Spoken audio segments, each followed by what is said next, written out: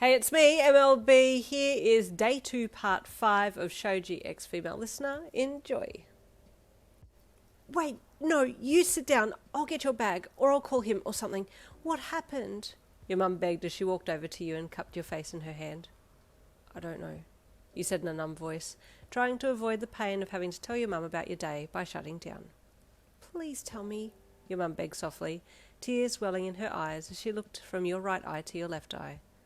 What happened? Why did you overuse your quirk? Period, you said, looking blandly into her eyes and trying to separate yourself from your emotions.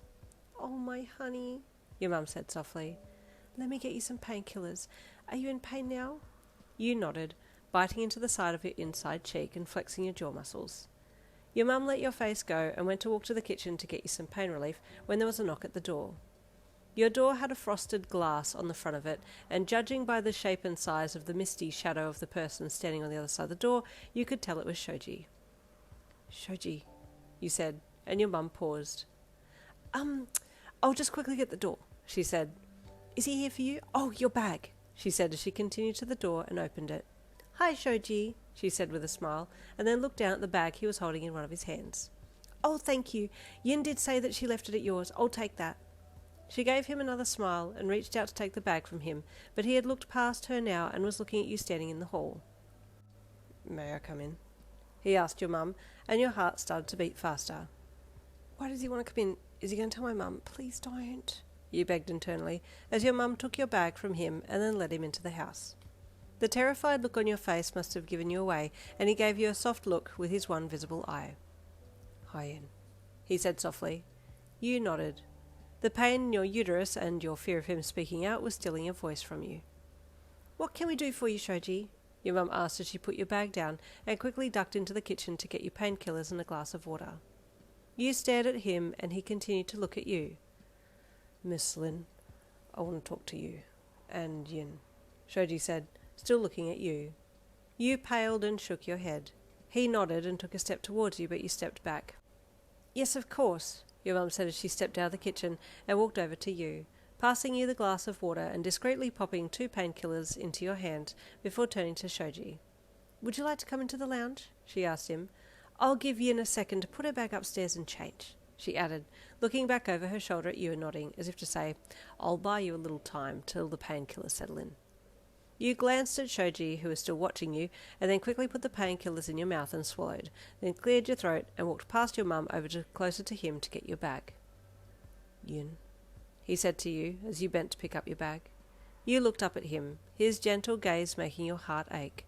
He looked like he was really concerned. She'll be back in a minute, your mum placated him, and you grabbed your bag and then quickly escaped to your room. You really didn't want to come back down again. Your mum took Shoji into the lounge, and they made a little small talk while they waited for you. It took a while, but finally you came back down and stood in the doorway. Come and have a seat, your mum said with a smile, patting the seat beside herself. You shook your head, a massive lump in your throat. Come and sit next to me, Yin, Shoji offered you, and you felt a small pull towards him, but again you just stood there and shook your head.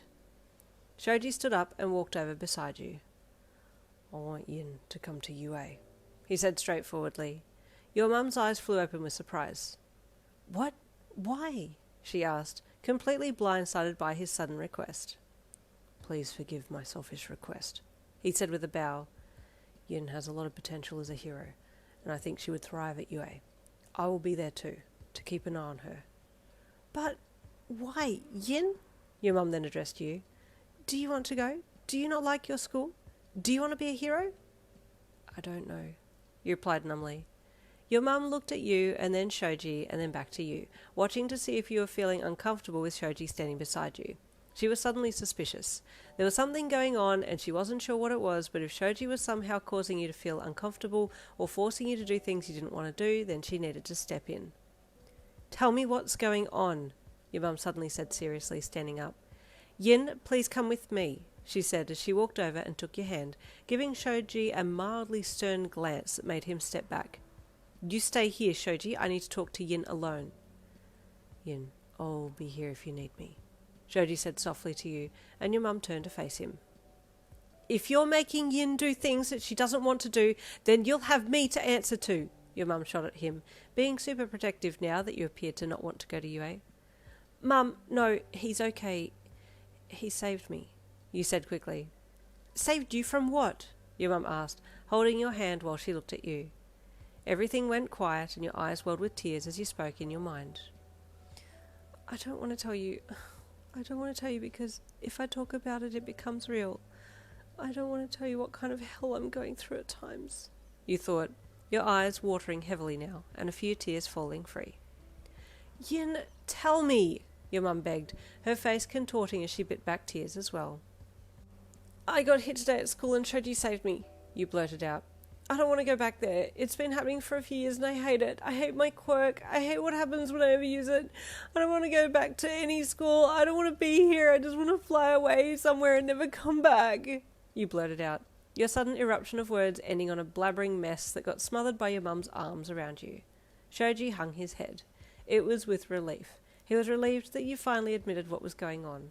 This was a good start. Now you could look at transferring, but that meant he would have to work hard to get you a surefire place in UA. Most preferably in his class too. Your mum asked a few more questions and you slowly opened up, telling her everything, and by the end of the 2 hours she had a good picture of what was going on and then turned to apologise to Shoji. I'm so sorry, Shoji. I should have trusted that you had Yin's best interest at heart, but I was worried that you were coercing her. Understandable, he said with a nod. I'm just glad that she spoke about it. He gave you a soft look and you sniffed and gave him a small smile in return. I kind of want to go and lie down now, you said as you turned to the door. I'll be in my room. Wait, Shoji said. You've had a big day. I'll carry you. Stop carrying me, you said, weakly swatting his hand away. You've carried me all day today. That's an exaggeration, he said. If I pick you up and carry you now, then you can claim it was all day. Okay, fine, you said as you let him pick you up and cradle you in his arms. I'll be back in a minute, Shoji said to your mum as he turned to the hall and headed out up to the stairs. Your arms are really warm, you commented to him. Yes, my arms are a warmer temperature than the rest of my body, he said. It's nice, you replied, snuggling down into them a little more. I'm glad, he said, smiling a little under his mask as he headed up the stairs. I also wanted to address what you said before you left my house earlier. I do think you're pretty. You've always been pretty to me, and I want you to know that. And there ends that part 5 for now. Part 6 will be up next week. I'll see you then.